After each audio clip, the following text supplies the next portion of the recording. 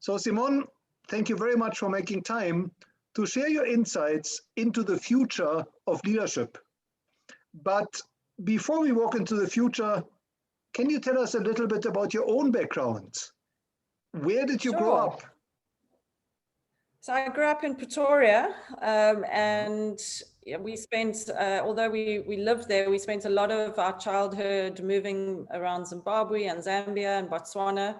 My mother's Zimbabwean, and our holidays were always sort of based north into Africa in the bush. But I grew up in Pretoria. And what was your dream career when you grew up? Yeah, I think like all children, it shifted. I definitely remember I wanted to be a chef at one point, quite late in my high school years. But in those days, chefing wasn't that sexy, and it wasn't the celebrity chef movement there is now. So I ended up being quite politically active and ended up sort of thinking I'll fight for the cause, and went to university and studied journalism. So I think I sort of moved around, but it was always around creating a legacy, interestingly, when I look back and sort of look at that. I always thought I'd do something great one day. And tell us, who inspired you in your early days?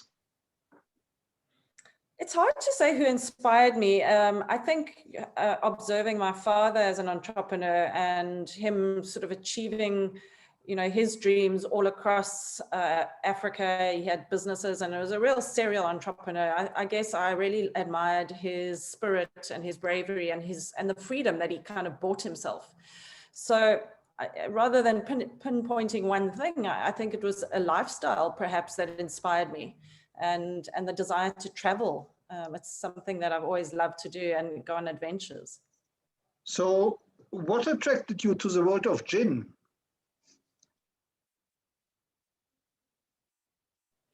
Well, at the time, I was retrenched, and I was working as head of innovation for a big food business. And I sort of thought, well, I'm kind of done my 13 years in food. Maybe I should turn my sights to a luxury brand. And at the time, gin was a trend. So I thought, well, that looks good. I understand that space. I understand luxury brands. I have a nice surname that could work, and some great stories. And so I thought, well, that looks like a good thing. I really didn't overthink it. It was just happened to be good timing that I spotted it as I was looking for something to do. And I believe you were the first to market in South Africa. Is that right? That's right. We were the first. Well, actually, Inverroche was before us, but they were way before their time. They were about 4 years before us. But we were the first to really launch a brand that really spoke to Africa at exactly the gin trend start. So we were definitely the first after Inverroche. And can you maybe share a couple of highlights ever since? Yeah, I think the highlight for me was probably seeing the first 1,000 bottles that I thought would take a month to sell over a 2-week period, half of which sold on the first launch night. So that was definitely a really striking memory. And I think the other was, when you find yourself on CNN for 7 days of the week on Inside Africa, you start to really think, wow, this is now a global, eyes on this product. And then I guess the other one was launching Pink, and Pink really disrupted that spirit space and the gin space. And we were the first Pink. So I think those are probably the 3 moments that really stand out for me. And Simone, looking back over your career, would you say there was a major turning point? I think the turning point was moving out of corporate into my own business. But perhaps before that was stepping into an industry that I really felt comfortable in. And I moved from sort of being a foreign English teacher to stepping into the world of product development and food and FMCG. So I guess those are those 2 milestones that really shift your focus and your perspective. And I think those, if I hadn't have had the first one, I wouldn't have had the second turning point. So I'm really, I always think of those 2 and speak to those 2 as one was my learning and my growth, and the other one was making best of everything I'd learned over the time. And tell us, Simone, what is driving you today? Sure, it's quite difficult to say in these difficult times, but I still really, truly believe that Musgrave can be that African luxury brand that I always wanted it to be. And I think South Africans, we don't really realize how much richness and beauty and luxury we have to sell to the world. And I think we often look to big European brands as the epitome of luxury, but I think we have all the luxury we need here. So what drives me every day, and I wake up even in tough times, is to say, you know, I really want to sell this beauty and luxury of Africa in the products that I make. Can you maybe tell us what's in the pipeline? What are your plans for the brand Musgrave? I'd really like to see Musgrave, you know, shine as one of the leading liquor brands, but I don't think we're stuck in liquor. So I really do believe Musgrave could be a perfume. It could go into much more lifestyle, and that liquor is not the only home for it. I think we started in liquor, and it certainly is a great place to speak to luxury. But I feel like, and it's not there yet, and of course with COVID, we've had 3 steps back, 2 steps forward. I do believe that we can take Musgrave into a luxury lifestyle brand.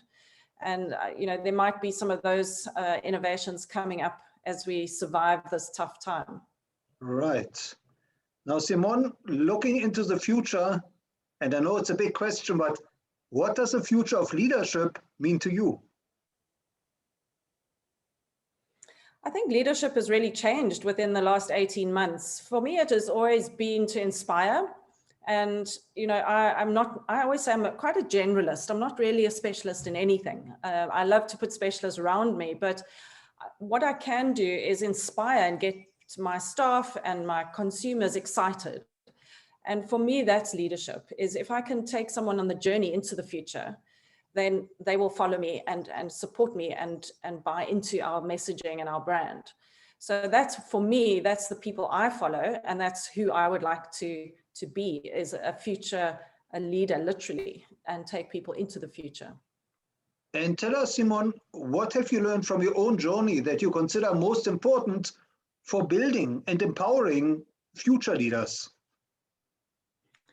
For my own journey, it's been waking up every morning and doing something, even when you don't understand something, or you're learning a new skill, or you keep getting these blocks, or legislation is shutting you down, is to just do something and learn every step of the way. So if I knew nothing about alcohol when I came into it, but I just persevered. And I think if we can just persevere, and that's really what I'm living by now, is wake up every day, do something to promote the brand, even though I can't sell the product, and tell my story, inspire others.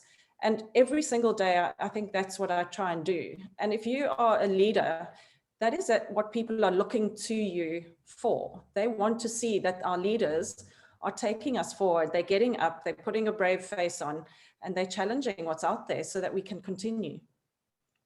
And Simone, when you speak to aspiring leaders, what is it you tell them about social media?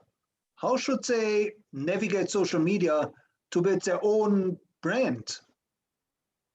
Well, you know, we launched on social media because we had no money to do anything else. And it's really been part of our success.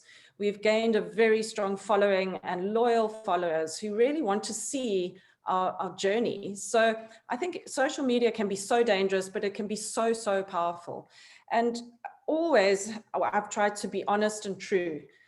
When I'm building my own personal brand as Simone Musgrave, or I'm building my liquor brand, Musgrave Spirits, is to be honest and be personable and be connected, so that it feels like you're speaking to your consumers and you're speaking to everyone who's following you as a friend. And I really think that because we've always done that and we've always been quite honest, we have got this kind of following that has been quite remarkable. And it's really, really is what's our success to our brand and getting it launched out there. And Simone, what is your advice for future leaders in terms of challenges? What are some of the biggest challenges they should expect to encounter in their career?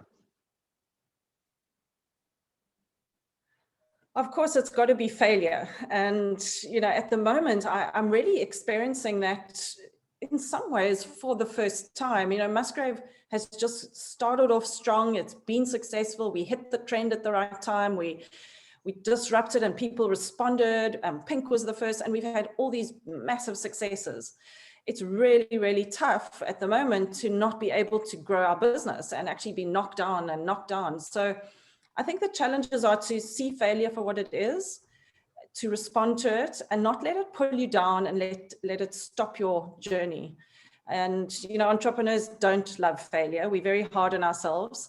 So I think the biggest challenge definitely to leaders is, and certainly in the world that we're living in now, is there's so much out of our control that we are going to see failure, and we are going to see tough times, and we are going to see, you know, pushbacks. And it's to continue through those challenges with the positivity of an entrepreneur. And, you know, most of us are completely mad as entrepreneurs. We do things when people say don't do them. And I think we've got to harness that and just carry on as challenge fighters. So my staff at the moment are, you know, everyone's very disheartened. And my message is, what can we do? This is a challenge. Let's find what we can do during this time. And you know, I talk that language to myself to survive as well. And tell us, if you were to design a curriculum for future leaders, what are some of the new skills you would want to factor in? Well, new skills, I think in this new COVID world, and they're not going away, is to really try and push through the noise and put messages out of your brand or your leadership that inspire. And I keep going back to inspiring because we are looking for that. Everything that we touch and feel, we need to feel is going to take us forward. So inspiration are the skills that I would teach, and trying to believe in your own destiny rather than being told what it is. I think we've seen the world is pretty much the same everywhere. And I know as Africans, we're always very critical of our African governments and our African, you know, limitations. But now we know the world is all the same. And I think the skills are survival and resilience. We need those. And if you don't have those skills, even in the perfect world, you're going to get shut down. So what are those things that you can do to continue to be resilient, continue to move forward and not be swayed by the skills? And this speaks to a lot of psychological skill, I guess, is how do we talk to ourselves as future success leaders? And I always put that success in there because that's ultimately what we want. And we have to learn to master our own brains and our own minds, because at the moment it's probably the toughest place, and this mental fatigue is really what's harming everyone. Because actually our products are still beautiful, our brand's still relevant. It's how can we master our own minds and forge forward and inspire others.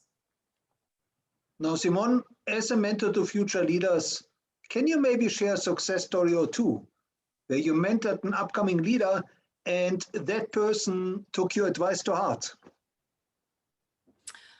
I think probably my daughters would probably be the two that I would talk about mostly, although I have mentored for the Alan Gray Orbis Foundation and some young women. But the theme is the same. I see these youngsters are becoming so resilient, and you know, they had all these plans to do this and travel, and the world was their oyster. It suddenly shut down. And just seeing their strength of mind. And I'm constantly amazed. I definitely know at 21, 23, 25, I would not have been so mentally able to just move forward. And I've seen through this time, the people that I've the girls that I've mentored have got stronger in times of being limited as a woman, limited in a country where the rape is the biggest crime and the biggest fear. And I think for me, that's very inspirational to see how they just wake up every day and forge forward. And all of them have jobs, have completed their degrees with distinctions, have moved into internships, have moved cities within South Africa, have plans to go travel. And I think this is what I'm really inspired by. And I hope that something I said made them strong enough to do this. But as women, young women who I've mentored, I'm just seeing so much strength. And I think this is something that gives me inspiration for not only South Africa, but women in the world.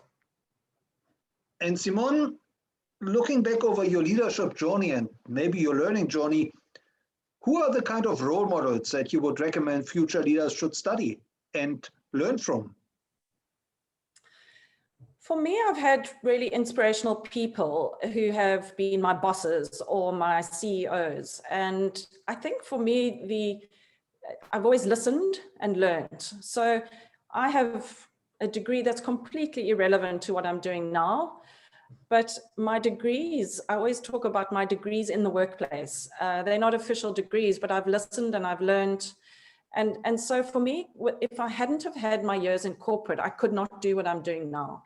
So although you may not have the qualification and the certificate, if you put yourself in an environment that can teach you and can show you role models and leaders, then it's as good as a degree in my view.